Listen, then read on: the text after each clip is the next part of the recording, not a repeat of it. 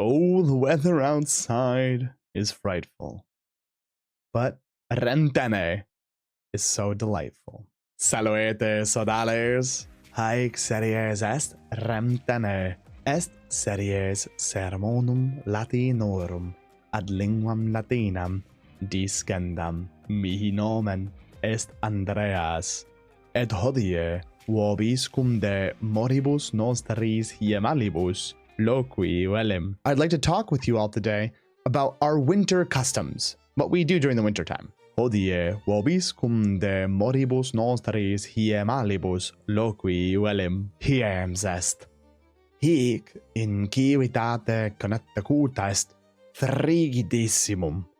Hoc anno ventus vehementer flat, et multa cecidit nix. Multa sunt quae hieme facere possumus, allii nartant, sci, nartant.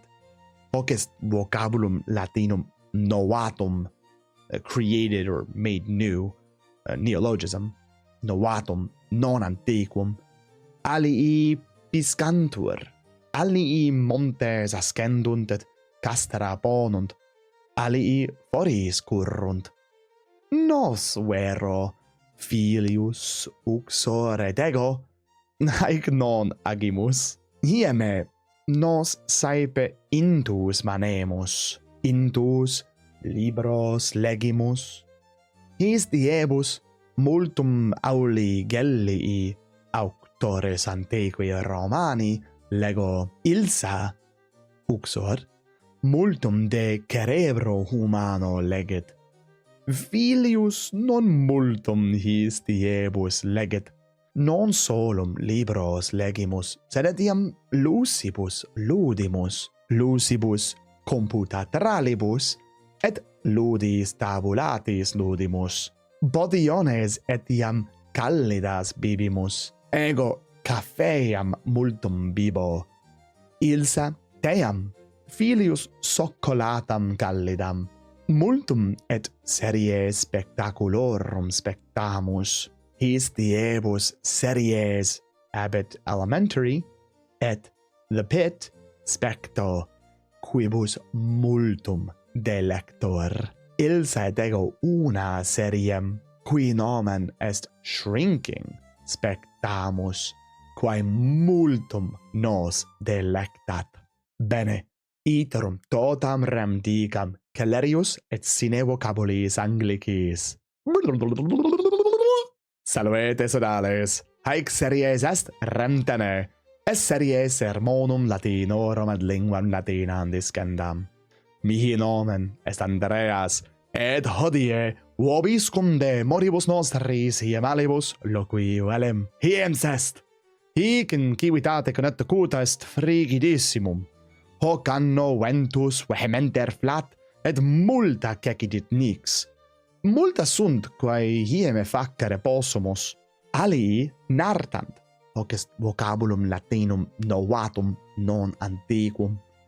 Allii piscantur, allii montes ascendunt et castra ponunt, allii foris currunt. Nos vero filius uxore dego, haec non agimus. Hieme nos saepe intus manemus, intus libros legimus.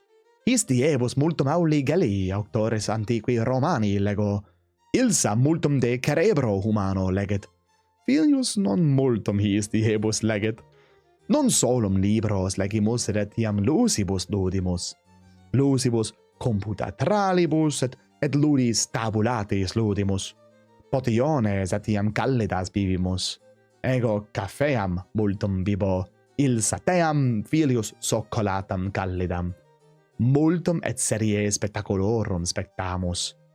His diebus series abit elementary, et the pit specto, quibus multum delector. Ilsa et ego una seriem cui nomen est shrinking spectamus, quae multum nos delectat. Bene, satis est. Haec hodie habui quae dicerem. Quid vos? Quid hieme facitis? Nobis scribere potestis apud situm nostrum habesne lac.com linea inclinans contact. certe volumus audire responsa vestra. Gratias vobis agimus quod nos loquentes auditis, et sodales, si haec series placet? Gratiae sunt patronis a nobis agendae, sine enim patronis nostris haec omnia fieri non possent. Ergo gratias maximas agimus patronis nostris apud Patreon.